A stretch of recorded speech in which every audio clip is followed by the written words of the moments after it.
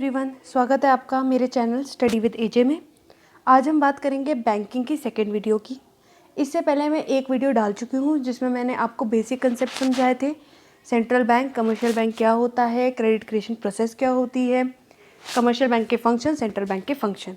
आज हम बात करेंगे जो इंपॉर्टेंट रेट्स थे जो मैंने वहाँ पर नहीं बताए थे, जैसे CRR, SLR, इन रेट्स के बारे में हम बात करेंगे।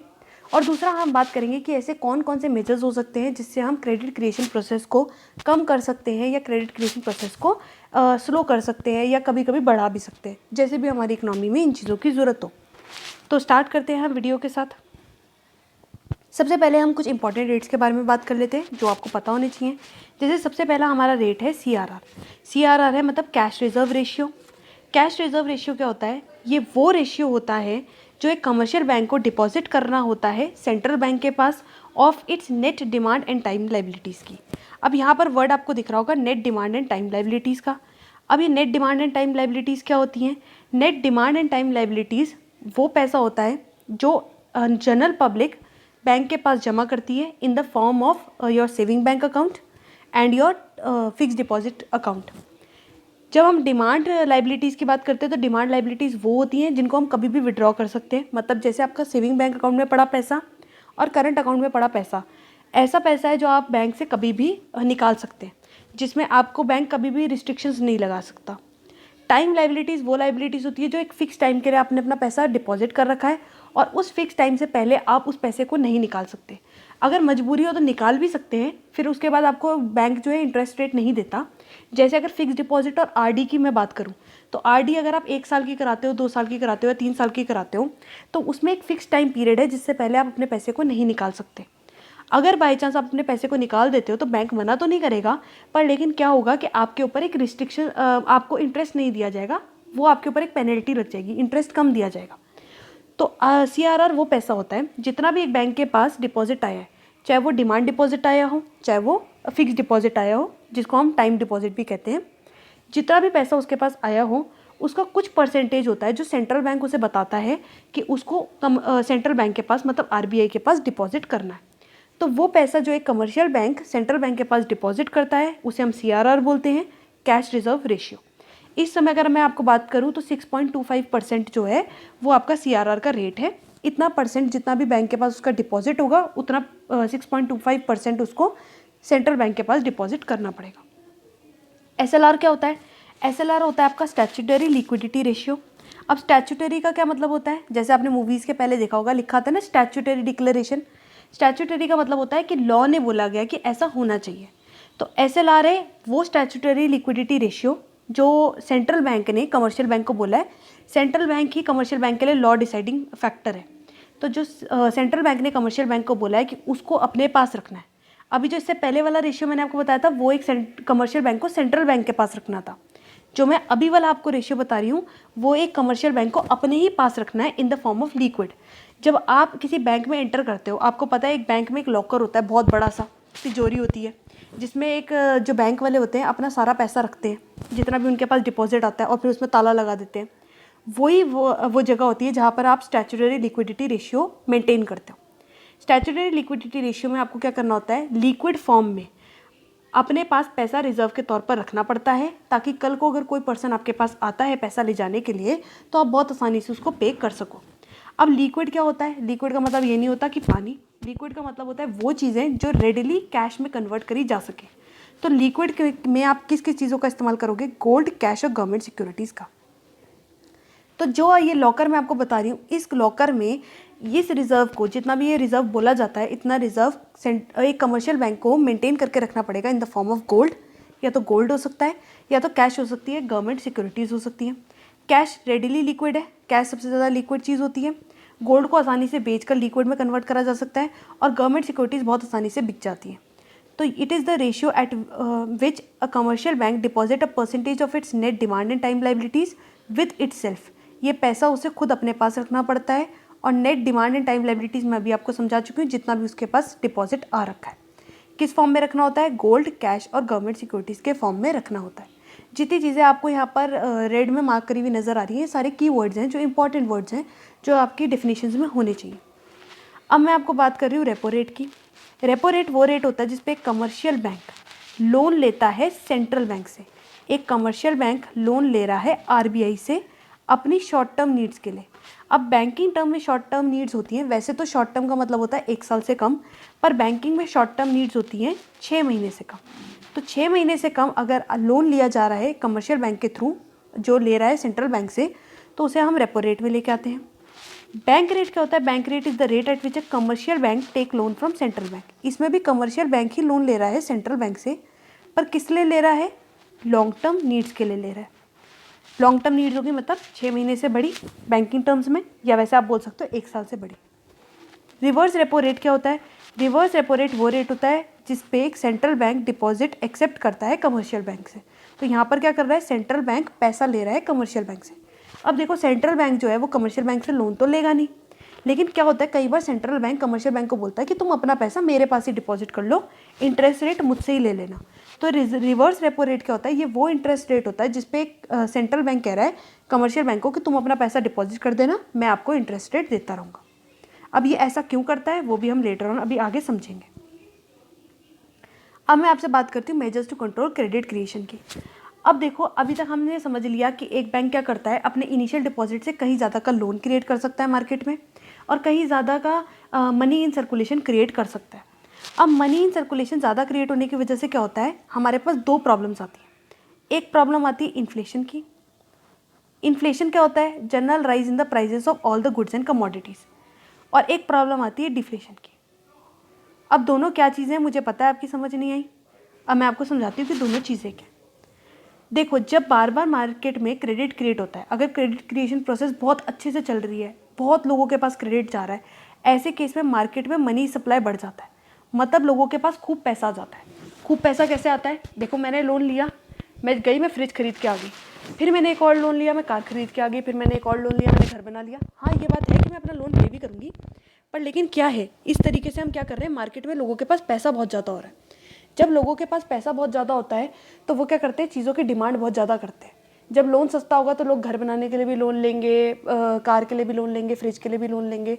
तो क्या होता है, मार्केट में पैसा बहुत ज़्यादा आ जाता है, तो वो डिमांड ज़्यादा करने लग जाते हैं। जब वो ज़्यादा डिमांड करेंगे तो सप्लायर्स को भी दिखेगा, भैया लोगों के पास पैसा बहुत है, जो चीज़ 10,000 रुपये की उसको 12,000 रुपये की भी कर देंगे तो भी लोग खरीद लेंगे। तो वो क्या करते हैं, धीरे धीरे अपनी कमोडिटीज़ का दाम बढ़ाना शुरू कर देते हैं। जैसे वो कमोडिटीज़ का दाम बढ़ाना शुरू करते हैं तो मार्केट में महंगाई आ जाती है। आपने देखा ना, अभी पेट्रोल के दाम धीरे धीरे धीरे बढ़ते जा रहे हैं। तो एक तरीके से क्या हो रहा है, आप देखो कि पेट्रोल के दाम बढ़ेंगे तो फिर प्याज के भी बढ़ेंगे, फिर सब्जियों के भी बढ़ेंगे, फिर धीरे धीरे हर चीज़ महंगी होने लग जाएगी। तो क्या होता है, मार्केट में महंगाई बढ़ने लग जाती है। महंगाई ही इन्फ्लेशन होती है। तो सबसे बड़ी बात आती है महंगाई। और महंगाई गवर्नमेंट के लिए कभी भी अच्छी नहीं होती, क्योंकि सरकारें तो कहती है जैसी महंगाई बढ़ती है ना, लोग चिल्लाना शुरू करते हैं महंगाई महंगाई, सरकारें गिरनी शुरू हो जाती हैं। तो इन्फ्लेशन एक अच्छी चीज़ नहीं है इकनॉमी के लिए। अब हमारे को इन्फ्लेशन को भी रोकना है, लेकिन पहले अब मैं आपको डिफ्लेशन समझा दूँ। डिफ्लेशन क्या होता है? डिफ्लेशन वो सिचुएशन होती है जब मार्केट में मनी सप्लाई नहीं होती, मतलब लोगों के पास पैसा नहीं है। ऐसा कब होता है? जब मार्केट में मंदी आ जाती है, लोगों का सामान बिकना बंद हो जाता है। ऐसा क्यों होता है? क्योंकि लोग बहुत ज़्यादा अनएम्प्लॉयड हो रहे होते हैं, या तो इंडस्ट्री वाले काम से निकाल देते हैं। रिसेशन का एक टाइम आता है इकोनॉमी में, उस टाइम इंडस्ट्री वाले काम से निकाल देते हैं, लोग अनएम्प्लॉयड हो जाते हैं, उनके पास पैसा नहीं होता। ऐसे केस में money supply in the economy बहुत कम हो जाती है और प्रॉब्लम आ जाती है डिफ्लेशन की। अब जो बेरोजगार होगा वो तो किसको कोसेगा? गवर्नमेंट को कोसेगा, और जितना ज़्यादा वो गवर्नमेंट को कोसेगा, गवर्नमेंट के लिए दिक्कत आएगी। तो इन्फ्लेशन और डिफ्लेशन दोनों ही अपने अपने तरीके की दिक्कतें हैं, और होती किसकी वजह से? क्रेडिट क्रिएशन की वजह से। क्रेडिट क्रिएशन ज़्यादा हुआ तो ये दिक्कत, क्रेडिट क्रिएशन कम हुआ तो ये दिक्कत। तो इन दोनों दिक्कतों को सॉल्व करने के लिए बनती है मॉनेटरी पॉलिसी। मॉनेटरी पॉलिसी कौन बनाता है? सेंट्रल बैंक ऑफ इंडिया बनाता है, जो कि आरबीआई है। आप इसे ऐसे याद कर सकते हैं, मॉनेटरी पॉलिसी मतलब एम मतलब mother of an economy. Mother of an economy कौन होती है? आरबीआई, क्योंकि उसी के पास सारा पैसा है। जैसे हमारे घर में हमारा घर कौन चलाता है? हमारी माँ, उसके पास सबसे ज़्यादा पैसा रहता है। ऐसे आरबीआई है मदर ऑफ द इकोनॉमी, जिसके पास पैसा है और जो हमारी इकोनॉमी को चलाएगा।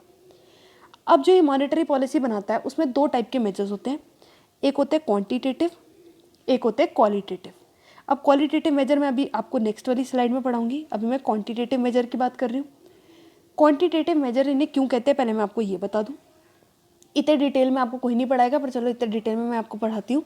क्वांटिटेटिव मेजर इन्हें क्यों कहते हैं? क्वांटिटेटिव मेजर हम इन्हें इसलिए कहते हैं क्योंकि यहाँ पर हम किसी क्वांटिटी की बात कर रहे हैं, किसी परसेंटेज की बात कर रहे हैं, किसी अमाउंट की बात कर रहे हैं, तो जो भी यहाँ पर चीज़ें लिखी हुई हैं ये सारी की सारी या तो किसी परसेंटेज में होंगी, किसी अमाउंट में होंगी, और ये क्वांटिटेटिव है क्योंकि सब में लग रही है। ये सारे क्रेडिट्स को रोकेंगी, मतलब किसी एक पर्टिकुलर क्रेडिट को नहीं रोकेंगी, सारी क्रेडिट्स को रोकेंगी, इसलिए इन्हें क्वांटिटेटिव मेजर कहा जाता है, जो सब पे अप्लाई होती है। अब मैं इनको आपको डिटेल में एक एक क्वांटिटेटिव मेजर के बारे में बताती हूँ। देखो, सबसे पहला हमारा क्वांटिटेटिव मेजर है CRR, कैश रिजर्व रेशियो। अभी मैं आपको बता के कैश रिजर्व रेशियो वो पैसा होता है जो एक कमर्शियल बैंक को RBI के पास रखना पड़ता है। अब आप ये समझो कि केस इन्फ्लेशन का है।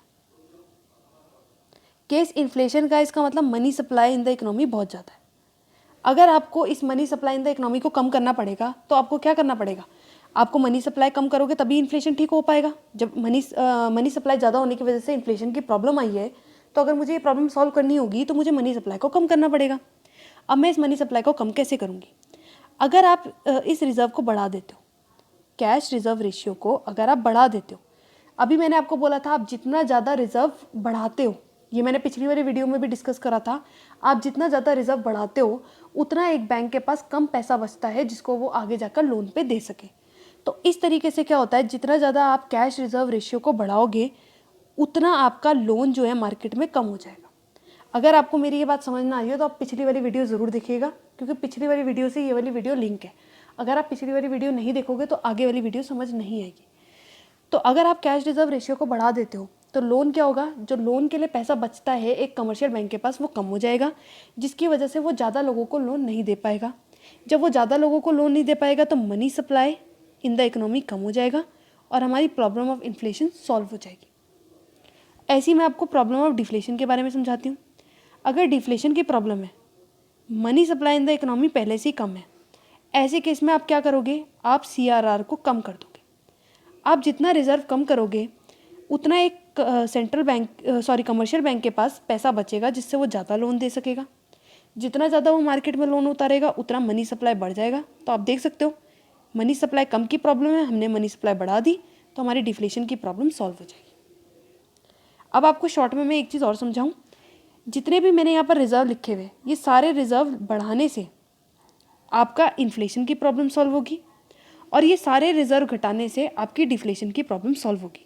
डिटेल में हम एक एक को डिस्कस तो करेंगे, पर आपको ये पता होना चाहिए कि कोई भी आप रिजर्व बढ़ाओगे तो आपकी इन्फ्लेशन की प्रॉब्लम सॉल्व होगी, कोई भी आप रिजर्व घटाओगे तो डिफ्लेशन की प्रॉब्लम सॉल्व हो जाएगी। अब मैं आपको नेक्स्ट वाला समझाती हूँ, SLR। अब मैं अगर SLR की बात करूँ तो SLR क्या है? SLR वो पैसा है जो एक कमर्शियल बैंक को अपने ही पास रखना होता है in liquid form. Liquid form मतलब गोल्ड, कैश और गवर्नमेंट सिक्योरिटी। अब ये भी एक तरीके का रिजर्व है। इसको अगर आप अपने पास रखोगे तो इसका मतलब आप लोन पे नहीं दे पाओगे। जितना आप इस SLR को बढ़ाओगे उतना लोन इन द मार्केट कम हो जाएगा, इसका मतलब money supply in the market कम हो जाएगा और प्रॉब्लम ऑफ इन्फ्लेशन सॉल्व हो जाएगी। इसको आप जितना कम करोगे मार्केट में लोन उतना ज़्यादा होगा, मतलब मनी सप्लाई उतना ज़्यादा होगा, प्रॉब्लम ऑफ डिफ्लेशन सॉल्व हो जाएगी। ये चीज़ें तो सिंपल है, ये दोनों के दोनों एक रिजर्व है। आपको एक चीज़ और याद दिला दूँ, इन्हीं दोनों रिजर्व को मिला के LRR बनता है। जो मैंने आपको सबसे पहले वहाँ पर स्टार्टिंग में क्रेडिट क्रिएशन प्रोसेस समझाई थी, LRR था। LRR CRR और SLR को मिलाकर ही बनता है। तो जितना हम वहाँ पर रिजर्व की बात करते हैं वो दोनों यही रिजर्व है। तो जितना आप इन दोनों रिजर्व को बढ़ाते हो आप क्रेडिट को कम करते हो, जितना आप इन्हें कम करते हो उतना आप क्रेडिट को बढ़ाते हो। चलो फिर हम बात करते हैं नेक्स्ट वाले की, रेपो रेट। रेपो रेट वो रेट है जिस पे क्या करता है, एक कमर्शियल बैंक लोन लेता है RBI से। तो रेपो रेट क्या होगा? अगर आप इस रेट को बढ़ा दोगे तो क्या होगा, एक कमर्शियल बैंक लोन ले नहीं पाएगा। अब कैसे, ये मैं आपको डिटेल में एक बार फिर समझाती हूँ। रेपो रेट जो है, जैसे मान लो इस समय रेपो रेट चल रहा है 6%, मतलब अगर एक कमर्शियल बैंक को RBI से लोन लेना होगा तो वो 6% के तौर पर ले सकता है।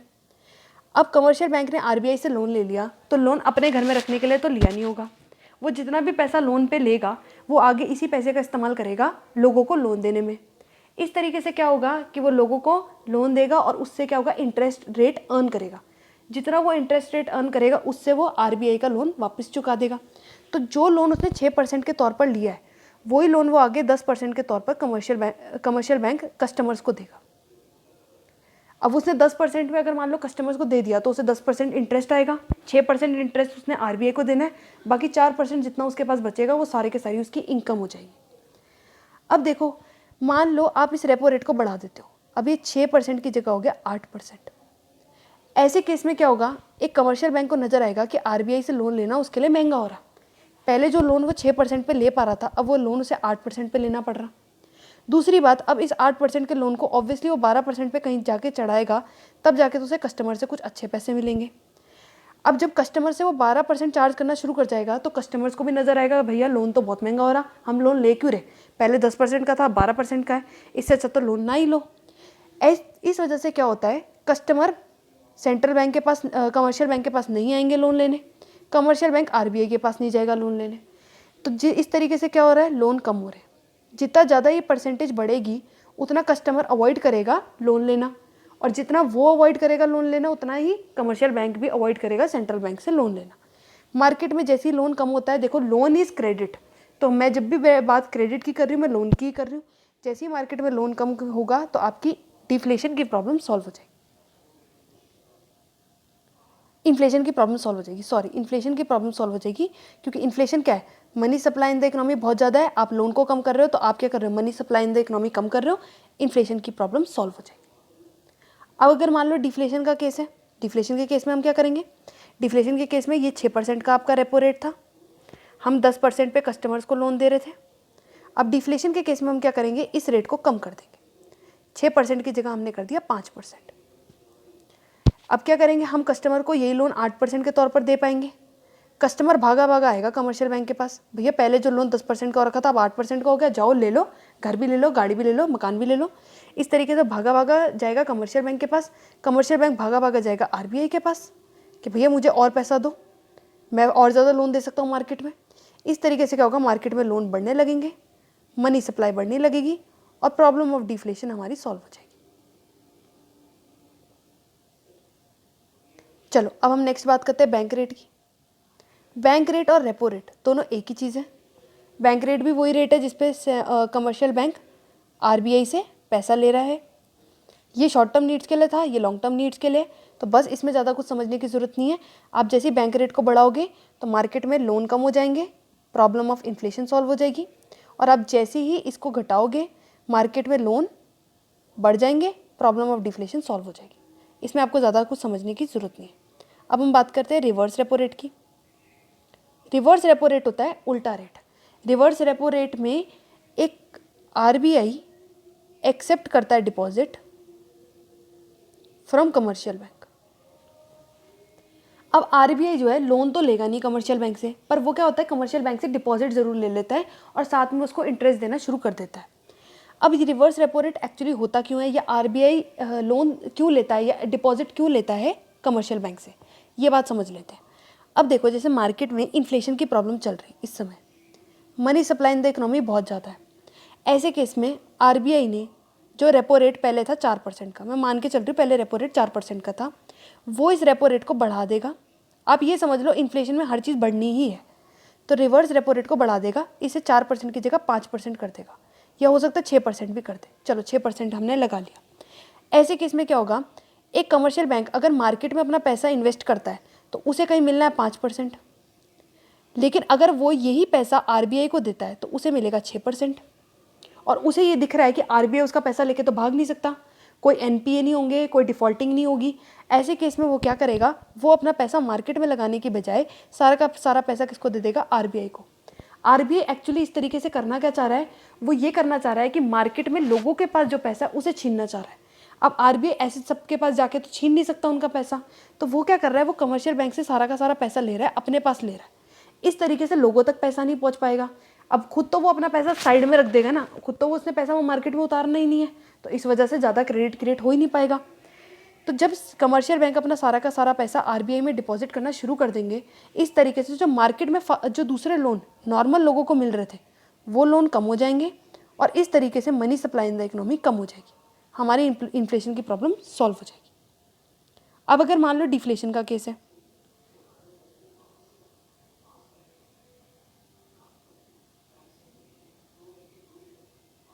अब मान लो डिफ्लेशन का केस है, money supply in the economy पहले ही कम है, ऐसे केस में ये जो रिवर्स रेपो रेट है इसको 4% की जगह 3% कर दिया जाएगा या 2% कर दिया जाएगा। अब आप क्या देख रहे हो, आप देख रहे हो अगर ये कमर्शियल बैंक मार्केट में पैसा लगाता तो 5% रेट मिलता, अगर ये पैसा ये आरबीआई को देगा तो उसे 3% मिलेगा। तो ये आरबीआई को पैसा दे ही क्यों, इससे अच्छा तो ये 5% के रेट पर मार्केट में लगा दे ताकि कुछ कमा तो पाए। ऐसे केस में वो क्या करेगा, मार्केट में ज़्यादा लोन उतारेगा, मनी सप्लाई ज़्यादा बढ़ जाएगी इकोनॉमी में और हमारी डिफ्लेशन की प्रॉब्लम सॉल्व हो जाएगी। अब इसके बाद हम बात करते हैं सबसे लास्ट पॉइंट की। लास्ट पॉइंट है हमारा open market operation. Open market operation क्या होता है? ओपन मार्केट ऑपरेशन होता है जब रिजर्व बैंक ऑफ इंडिया मतलब सेंट्रल बैंक बाय या सेल करता है किसकी, गवर्नमेंट सिक्योरिटीज़ की। गवर्नमेंट सिक्योरिटीज़ बेचना और खरीदना दोनों किसका काम है, आरबीआई का काम है। ओपन मार्केट ऑपरेशंस में वो क्या कर रहा है, वो बाय कर रहा है या सेल कर रहा है गवर्नमेंट सिक्योरिटीज़ को। अब मान लो इन्फ्लेशन का केस है, money supply in the economy ज़्यादा है, ऐसे केस में आरबीआई ने क्या करना है, पैसे छीनने हैं लोगों से। अब छीनेगा कैसे, वो मार्केट में गवर्नमेंट सिक्योरिटीज़ उतार देगा, बेचना शुरू कर देगा। अब बेचने से क्या होता है, ये कस्टमर है, ये आरबीआई है। आरबीआई ने अगर अपनी सिक्योरिटी बेची तो उसने एक कागज़ दे दिया इस कस्टमर के हाथ में, ये मेरी सिक्योरिटी है, 10,000 रुपये की है, 1 साल बाद आपको 20,000 रुपये मिलेंगे। कस्टमर ने क्या करा, ये सिक्योरिटी खरीद ली, पेपर उसके हाथ में आ गया, पैसे उठा के दे दिए आरबीआई को। इस तरीके से क्या होगा, पैसा कस्टमर से खींच के कहाँ चला जाएगा, आरबीआई के पास चला जाएगा। अब कस्टमर के हाथ में 1 साल तक पैसा नहीं है। इस तरीके से क्या होता है, मार्केट में जितना भी एक्स्ट्रा मनी सप्लाई है वो आरबीआई कम कर देता है और इन्फ्लेशन की प्रॉब्लम हमारी सॉल्व हो जाती है। अगर यही केस डिफ्लेशन का होता, money supply in the economy पहले ही कम होता, तो क्या करता आरबीआई, गवर्नमेंट सिक्योरिटीज़ को बाय करना शुरू कर देता। अब बाय करने से क्या होता है ये समझो, ये आरबीआई है, ये कस्टमर है। अगर वो गवर्नमेंट सिक्योरिटीज़ बाय कर रहा है इसका मतलब उसने क्या करा, उसने पैसे उठा के इस कस्टमर को दे दिए और इस कस्टमर से वो कागज़ ले लिया। इस तरीके से आरबीआई के पास कागज़ आ गया, कस्टमर के पास पैसे आ गए। जैसे ही कस्टमर के पास पैसे आए, मार्केट में मनी सप्लाई बढ़ गया और हमारी प्रॉब्लम ऑफ डिफ्लेशन सॉल्व हो गई। ये तो थे आपके सारे क्वांटिटेटिव मेजर्स। अब हम बात करेंगे क्वालिटेटिव मेजर्स की।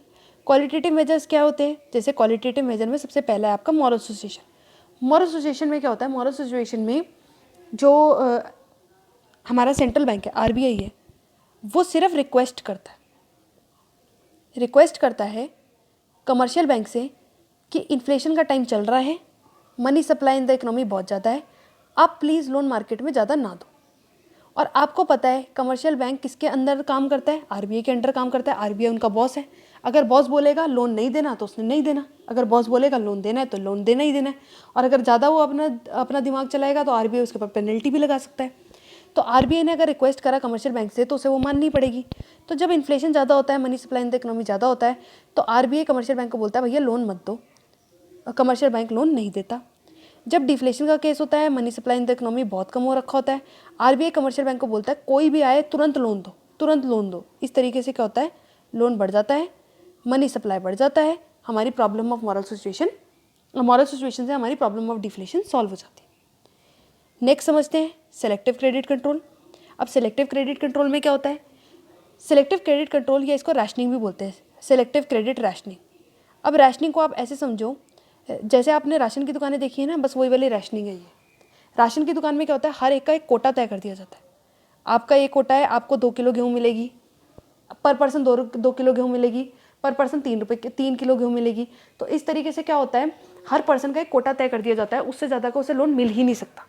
इस तरीके से सिलेक्टिव क्रेडिट रैशनिंग या सिलेक्टिव क्रेडिट कंट्रोल में भी क्या होता है, कोटा तय कर दिए जाते हैं, उससे ज़्यादा के लोन किसी इंसान को नहीं मिलेंगे। अच्छा, सबसे पहली बात मैं आपको ये बता दूं कि इन्हें क्वालिटेटिव मेजर्स क्यों बोलते हैं, जो मैं अभी बताना भूल गई थी। इन्हें क्वालिटेटिव मेजर्स इसलिए बोलते हैं क्योंकि ये पर्टिकुलरली किसी क्रेडिट पे लगते हैं। जो क्वांटिटेटिव मेजर है, पहली बात तो दोनों में फ़र्क ये है, क्वांटिटेटिव मेजर में हम एक परसेंटेज वगैरह बता रहे हैं। दूसरा फ़र्क ये है कि क्वांटिटेटिव मेजर में जो इससे पहले मैंने पढ़ाए हैं वो सब क्रेडिट पे लगते हैं। मतलब एक बार अगर आपने वो लगा दिए तो इसका मतलब सारे जितना भी ओवरऑल क्रेडिट है सब पर इफेक्ट पड़ेगा, सारे लोनों पे इफेक्ट पड़ेगा। पर जब हम क्वालिटेटिव मेजर्स की बात करते हैं ना, तो सारे लोनों पर इफेक्ट नहीं पड़ता, किसी पर्टिकुलर चीज़ों पर इफेक्ट पड़ता है। जैसे अब आपको ये चीज़ यहाँ से समझ में आएगी। जब मैं सिलेक्टिव क्रेडिट कंट्रोल या रैशनिंग की बात करती हूँ तो सेंट्रल बैंक क्या करता है, कोटा डिसाइड कर देता है। इसमें वो ये कहता है कि अगर कोई प्रायोरिटी सेक्टर लेंडिंग है, मतलब कोई हमारा प्रायोरिटी सेक्टर है, जैसे एग्रीकल्चर हमारा प्रायोरिटी है, एग्रीकल्चर को हम लोन देते ही देते हैं ताकि हमारे कंट्री में फूड सिक्योरिटी बनी रहे। एग्रीकल्चर हमारा प्रायोरिटी सेक्टर है, और जितनी भी हैवी इंडस्ट्रीज़ होती हैं जैसे coal industry, power industry, electricity generation industry, इन सबको तो हम क्रेडिट देते ही देते हैं ताकि हमारी कंट्री में इंफ्रास्ट्रक्चर का बेस बना रहे। तो सिलेक्टिव क्रेडिट कंट्रोल रैशनिंग में सेंट्रल बैंक जो होता है कोटा सेट कर देता है। कोटाज में वो कहता है इनको तो आप जितना मर्जी लोन दे दो, हमें कोई प्रॉब्लम नहीं है, पर इसके अलावा अगर कोई आपसे कार के लिए लोन मांगने आए, ऑटोमोबाइल इंडस्ट्री आपसे लोन मांगने आए, तो उनके लिए कोटास डिसाइड कर देता है। अगर कार वाले आ गए तो हर बैंक, सारे टोटल बैंकों के पास आपको बोल दिया गया है हर बैंक सिर्फ 10 लाख तक का ही लोन दे सकता है, उससे ज़्यादा का लोन नहीं देगा। तो अगर कार वाले बहुत सारे लोग आ रहे हैं मांगने, तो जो स्टार्टिंग में आ गया उनको तो मिल गए लोन, 10 लाख तक के लोन मिल गए, उसके बाद वालों को लोन नहीं मिलेगा। ऐसे ऑटोमोबाइल इंडस्ट्री में हो सकता है मना ही कर दे कि कार के लिए तो लोन देना ही मत, ऑटोमोबाइल इंडस्ट्री के लिए चलो कोटा सेट कर दिया। तो इस तरीके से वो क्या करता है, वो पर्टिकुलर इंडस्ट्री के लिए कुछ कोटा सेट कर देता है। उस कोटे से ज़्यादा जो बैंक है वो उनको लोन दे ही नहीं सकता। तो अगर मान लो 10 लाख का कोटा सेट कर दिया, तो 10 लाख के आगे अगर कोई और पर्सन मांगने आ जाएगा तो उसे लोन नहीं मिलेगा। इस तरीके से क्या हो रहा है, लोन धीरे धीरे कम हो रहे हैं, money supply in the economy कम हो रहा है, और इन्फ्लेशन की प्रॉब्लम सॉल्व हो रही है। अगर डिफ्लेशन की प्रॉब्लम होगी, जब हमें पहले से ही पता है डिफ्लेशन की प्रॉब्लम है, money supply in the economy पहले से ही कम है, ऐसे केस में तो कभी भी सिलेक्टिव क्रेडिट कंट्रोल नहीं होता। आरबीआई खुद बोलता है कोई भी आए बस आप लोन दो, कोई भी आए लोन दो, ताकि सबके पास लोन पहुंचता रहे, सबके पास पैसे पहुंचते रहे। फिर हम बात करते हैं मार्जिन रिक्वायरमेंट की। मार्जिन रिक्वायरमेंट क्या होता है, मैंने मार्जिन रिक्वायरमेंट की आपको यहाँ डेफिनेशन लिख के दे रखी है। मार्जिन रिक्वायरमेंट क्या होता है, margin requirement is the difference between the loan amount and the security amount for that loan is margin requirement. इसका मतलब ये हुआ, मान लो अगर मुझे 10 लाख का लोन लेना है, अगर मैं बैंक के पास जाती हूँ कि मुझे 10 लाख रुपए का लोन चाहिए, मुझे 10 लाख रुपए का लोन दे दो, तो बैंक मुझे ऐसा नहीं बोलेगा कि 10 लाख रुपए की सिक्योरिटी ला के दो, हम 10 लाख रुपए का आपको लोन दे देंगे। बैंक हमेशा 10 लाख से ज़्यादा की आपसे सिक्योरिटी मांगेगा, शायद 15 लाख की या शायद 20 लाख की। अब बैंक ऐसा क्यों करता है, बैंक ऐसा इसलिए करता है ताकि कल को अगर ये लोग पैसा नहीं देते तो जब वो सिक्योरिटी को बेचे तो उसके पास सफिशिएंट मार्जिन रहे, ताकि ऐसा ना हो कि प्रॉपर्टी की वैल्यू घट गई तो बैंक को नुकसान हो जाएगा। तो बैंक क्या होता है, सफिशिएंट मार्जिन लेके चलता है। अब ये 15 लाख की प्रॉपर्टी अगर वैल्यू घटेगी भी तो कितनी घटेगी, 12 लाख हो जाएगी, 11 लाख हो जाएगी, तब भी उसका लोन अमाउंट आराम से क्लियर हो जाएगा। तो मार्जिन रिक्वायरमेंट होता है डिफरेंस बिटवीन लोन, ये आपका लोन है, and difference between your security. तो इस समय आप देखोगे 5 लाख का मार्जिन रिक्वायरमेंट है, जो दोनों के बीच का डिफरेंस है ये 5 लाख रुपए। तो जब मैं ये मार्जिन रिक्वायरमेंट हो गया आपका। अब आप देखो मार्जिन रिक्वायरमेंट से क्रेडिट क्रिएशन को कैसे रोका जाता है। मान लो इन्फ्लेशन है, money supply in the economy है, ज़्यादा है, बहुत ज़्यादा है, ऐसे केस में गवर्नमेंट नहीं चाहती कि लोगों के पास लोन पहुँचे, तो वो क्या करेगी, मार्जिन रिक्वायरमेंट को बढ़ा देगी। अभी मार्जिन रिक्वायरमेंट आपकी 5 लाख थी, अब इस मार्जिन रिक्वायरमेंट को 6 लाख कर दिया। इससे क्या होगा, जब मार्जिन रिक्वायरमेंट 6 लाख की हो जाएगी, मतलब 10 लाख के लोन के पीछे आपको 16 लाख की सिक्योरिटी लानी पड़ेगी।